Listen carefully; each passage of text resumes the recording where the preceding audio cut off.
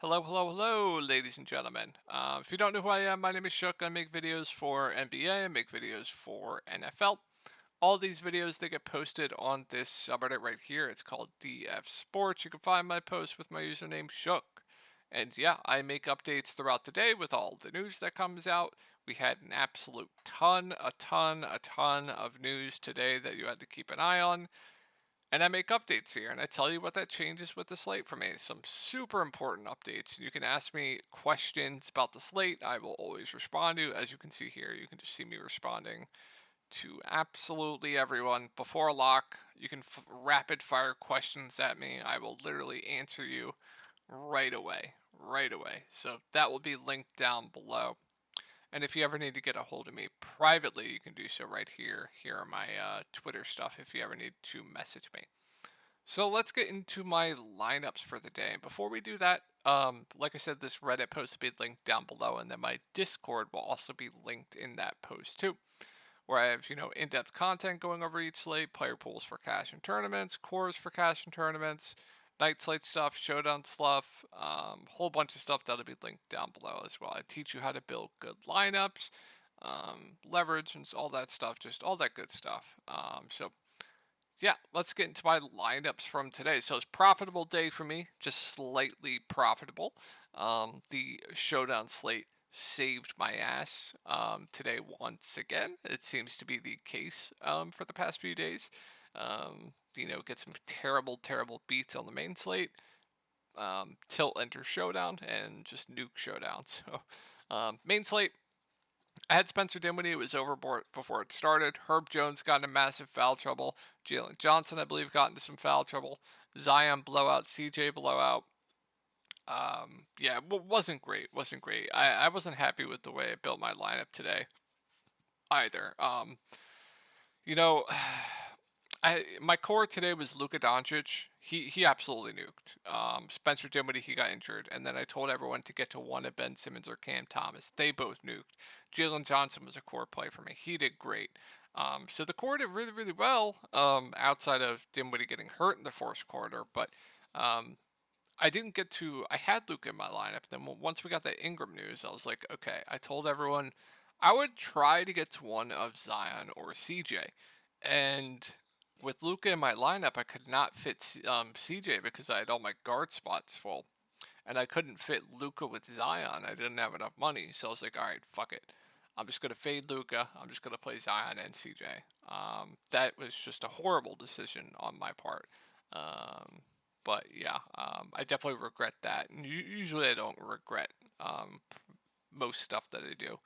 And I told everyone if you need to get off one of Jalen Johnson or Luka to get to one of the Pels, I would do that. Luckily, most people did keep Luka, but the Dinwiddie injury was just too much to recover from. I would assume for pretty much most of the people in my Discord. So unfortunate. And then Showdown nuked. My core for this Showdown was just insane. My Showdown core was Anthony Davis, D'Angelo Russell, and Markel Fultz. I was shocked Markel Fultz was only 30% owned, and then I told everyone my favorite value play was Joe Ingles. He did well. So yeah, this is my first lineup. This is my second lineup. I just went Cole Anthony over Fultz in this one to be a little bit more unique because I knew this lineup was probably going to be duped a little bit. It was. This one was, I think it was unduped in this. And then my last lineup, I faded LeBron, played Paolo, Wendell Carter Jr. Since I already had Franz in both these top lineups, I thought get a little bit different in this one. This lineup wasn't duped at all. What with Mo Wagner as well. Slightly break even day. I'll take it. All right, let's go over the slate. Knicks at Cleveland. So this game's pretty unappealing from a pace standpoint, from a game environment standpoint, but we'll talk about some plays on the Cleveland side that I think look really good. As far as the Knicks go, I think Randall is priced about right. I don't mind him. He'll be probably low owned. I think in this range of plays, I'd rather play Mobley. I'd rather play Kawhi. I'd rather play Paul George, right? And I think the field will think that as well. So Randall's probably in this spot where I don't think a lot of people are going to want to click on him, which, I mean, he's in play. Not my favorite play on the slate. Good thing with him though is he is stuffing the stat sheet. He's just had really, really poor shooting games, and that's held back his fantasy performances of late. But generally, a guy that has a decently high ceiling and decently high floor and a decently high ceiling. So I don't mind him. I just not my favorite play on the slate. I went over the spend ups in his range that I do like more than him. Jalen Brunson, kind of the same thing for me. I think he's in play. I think now that he's close in price to Randall, I think I slightly prefer Randall to Brunson. But they're both in play for me. They're not going to be priorities for me. They're fine as like last pieces in for me, but generally I don't play spend ups as last pieces in. So personally, in my one lineup, I don't know if I'm going to go to either of them. But if you're playing 20 max, 150 max, I think it good idea to definitely get to some Brunson Randall because they do have ceilings. RJ Barrett at 6.2K. He's also just there for me. Like I said, this game is pretty unappealing on the Knicks side of this game. He also does have a ceiling. He does have a low floor though when he's not hitting his shots. And they're all going to play decent minutes, so they're all in play. It's a short slate. I don't mind them. Quickly at 5'3", has been really, really good off the bench. I expect low 20s minutes for him. He'll chuck when he's out there. I think he's priced appropriately. And then you guys know I always like me some Mitchell Robinson, and as long as he can stay out of foul trouble, they are playing him a lot more minutes than they were playing him last year, and I don't know how he is -1 turnovers. That just doesn't make sense to me. So, and someone probably got screwed in the stats because of that, because it shows up on Draftkings too. So that's weird. But Mitch always has the ceiling. If he can get like a double double with a couple blocks and a steal, he does have the ceiling to break slates. And at 5.1K, I definitely do have interest in him. He's always low owned in tournaments, and I like that. But more often than not, you're probably going to get killed by him. But yeah, I like me some Mitch for tournaments. I do, but I always like me some Mitch for tournaments, especially on smaller slates. I do. Hart at 4-1, he'll get low 20s minutes. He's a reasonable value for me. You know, a guy that can do a little bit of everything. I don't mind it. I think he's okay. We don't have a ton of value right now in the slate, so I don't mind it. Grimes, he'll be very, very low usage in the starting lineup. Playable, safe value, but once again, probably not going to kill you, but probably not going to win you anything. And then Dante at 3.6, he'll get high teens-ish minutes, another fair value if you need it for salary relief. Hartenstein will get the backup 5 if anything happens to Mitchell Robinson. He's a good point per minute guy. I don't mind it on this slate. He's also another guy that is playable. All right, Cavs. So we're going to have to monitor the Donovan Mitchell news. He did participate in Monday's practice. We have Garland, we have Allen out. So we'll go over it both ways one time. So if Donovan Mitchell is in, then Donovan Mitchell becomes probably the second best spend up on the slate, right behind Kevin Durant. I would really, really like him. I would still really like Evan Mobley with no Jared Allen. Just his rebound numbers go up with no Jared Allen. His floor plus ceiling goes up. His usage goes up too. So still would really like Mobley, even at this price point with no Allen. Karis LeVert at 6-1 would probably go back to the bench, would be probably still play around 30 minutes. He'd still be in play, but I think he'd be a little bit overpriced. And then Max Strus, he'll play huge minutes regardless. I mean, he's already playing big minutes, and he's not scared to shoot the ball when he's out there. He's a completely different role on this Cleveland team. I still wouldn't mind him. I'd still like him at 5'8", even with Donovan Mitchell in. Just playing close to 40 minutes. He's chucking the ball when he's out there. He's grabbing rebounds. So I don't mind Strus if Mitchell's in. And then I think Okoro, I think is a fine value. It's absolutely disgusting. But even with Donovan Mitchell, I'm completely okay with some Okoro. Wade, no thanks. Then I can't get anyone else with Donnie in. Now, if Donovan Mitchell is out, then the Cavs look amazing. Then Mobley's going to look great. Karis LeVert played like 55 minutes. I would really like him at 6,100 even. Max Strus, I would really like. He played 42 minutes. Just there's going to be a ton of minutes to go around, ton of usage to go around. I would really like this guy's. Isaac Okoro played 35 minutes. I would really like him for value. Dean Wade played 575 minutes. I think he'd be a fine value. Niang got 19 minutes off the bench. Don't love it, but playable. And then you saw some Bates, I want to say, but hard to go there. Maybe you didn't. So, yeah. Gonna have to keep an eye on that news, but lot to like with the Cavs. All right, Spurs. So, I like 1B ceiling.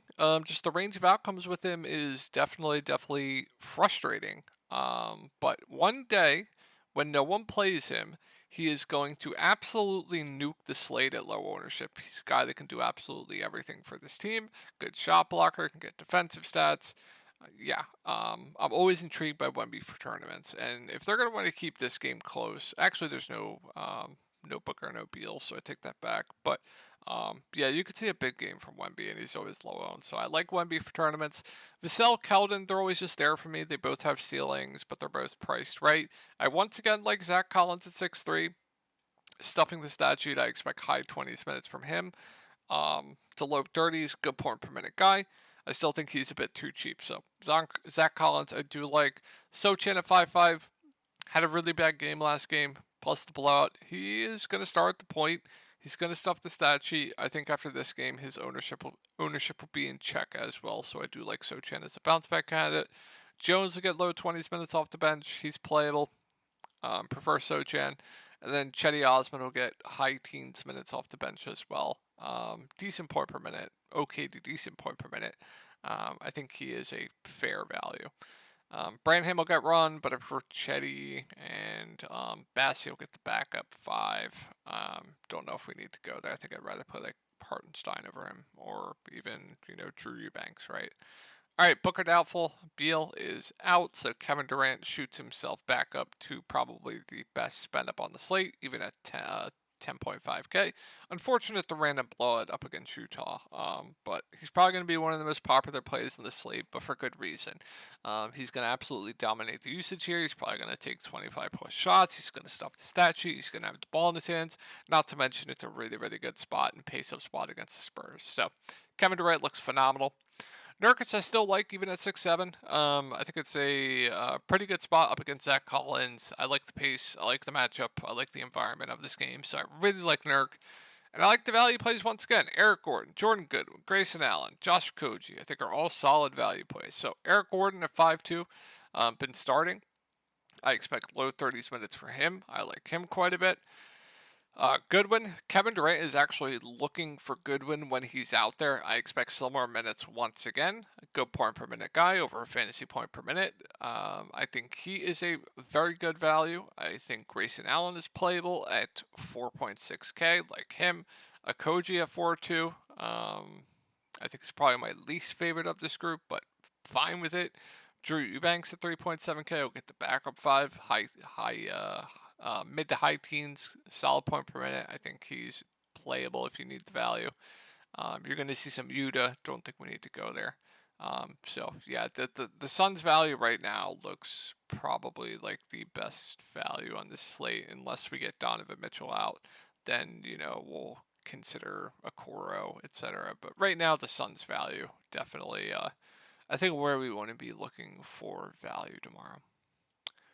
All right, Orlando. So Paolo at 7-8, nothing more than a contrarian play for me. Got in a massive foul trouble tonight. 7-8 does seem right for him. Same with Franz. I think he's just super, super safe. Good rebounder, can do a bit of everything. He'll play big minutes. I think he's just safe. I don't think he has the ceiling to really win you a tournament, but not going to kill you. Wendell Jr. at 5'7" is a bit intriguing now. Not going to play huge minutes, just fair.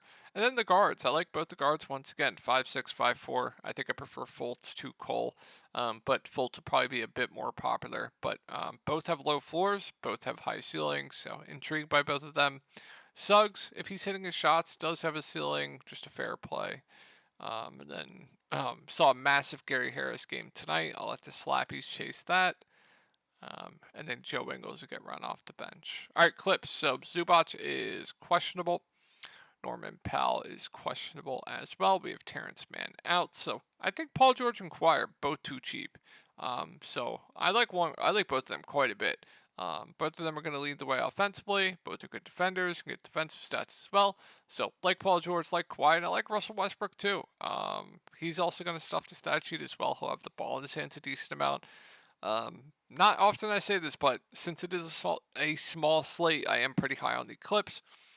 We'll have to monitor Zubac news. If he is out, then Mason Plumlee, I assume, starts at the 5. Then he would shoot up to one of the better value plays. And then if Norman Powell is out, you're going to get more secured minutes for Bones Highland. I would think he'd be a really good value. And then if Zubac is out, I think you'll get more secure minutes for like Robert Covington. Maybe a little bit more run for Batum as well. They would look a little bit better. And I think that would be it. Now, if Zubac is in, then Zubac is playable, and then I'm probably off like, Batum, then Covington would look less good. And then if Pal's in, I still would like Bones and I still would like Pal for value, just because they're guys that's not going to be scared to absolutely chuck the ball off the bench. So, yeah, Clips definitely an appealing team to target tomorrow. So, I hope this video helped you all out, and I will talk to y'all in the next one.